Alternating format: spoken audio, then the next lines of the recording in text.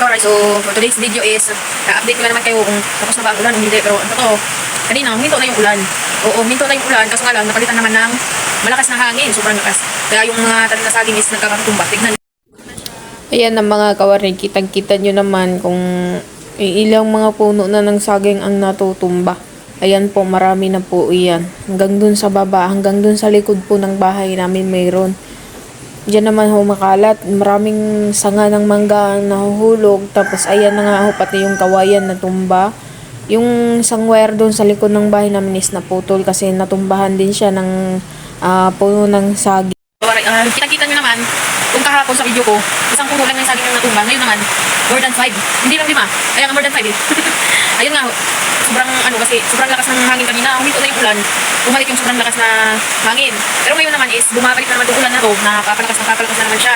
Yung hangin medyo kumakalma-kalma. Pero alam ko, palit-palit lang kasi sila. Kaya yun, patapos na ako sa paglalaba ko kahit sobrang lakas ng hangin. Naglaba pa rin ako. Naglaba ko ng uniform ng partner ko. Kahit sobrang lakas ng hangin, nakipag-anuhan ako sa labas. Medyo na na rin ako sa ganito lang yung tsura ko guys.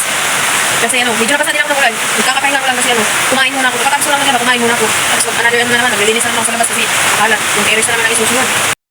Yun lang po yung mga kawaray.